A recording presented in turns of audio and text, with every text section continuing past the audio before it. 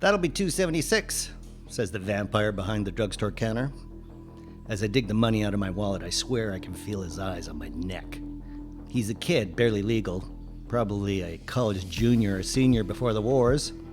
I would think poor kid, but after all, he'd rip my throat out and drink my blood if he thought he could get away with it. I hand him the bills. It's after midnight and I don't see anyone else in the store.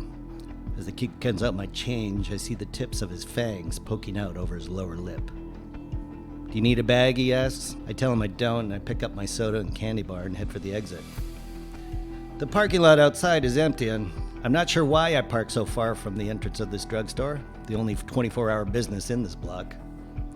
And while I cross to my car, unwrapping the candy bar, I give in to the anger over this kid and this situation. When the vampires started to appear 3 years ago, that boy was probably like me, laughing at the early reports, then panicking when we realized it was real, that there really were monsters out there that returned from the grave to suck the blood out of the living after the sun went down. They were incredibly strong, and they could only be killed by a wooden stake through the heart. But in most respects, they weren't anything like the old movies and books. They couldn't turn into bats or mist, and they weren't afraid of crucifixes, and they weren't driven only by bloodlust. They were more like desperate people who had a weird disease. But war broke out anyways, a war that ended only with the Treaty of 26. The vampires and the humans would no longer hunt and kill each other, as long as every able-bodied human donated blood every 2 months, and the vampires lived on that. It worked out just fine. Humans liked the extra money the government gave them for the blood, and the vampires turned out to be cheap labor for the late-night jobs that nobody else wanted to do.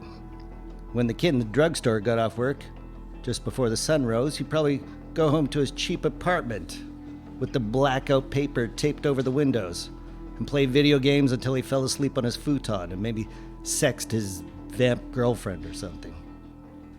I was thinking about all of this as I chewed my candy bar and was halfway to my car when I heard a voice behind me. "Excuse me." It was the kid, following me out of the drugstore across the empty parking lot. I had heard rumors about this kind of stuff, just like everyone else had. The rogue vampire killings that got hushed up.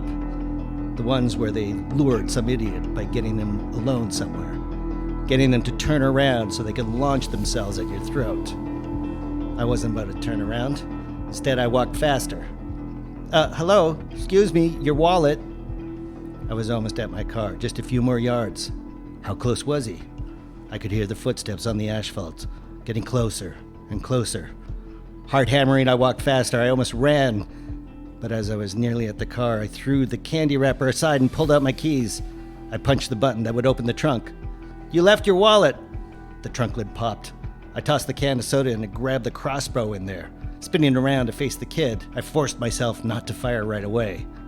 I wanted to savor the look on his face for a second, the shock that spread across his pale features as he saw what I had and knew what I was about to do with it. No, come on, hold on.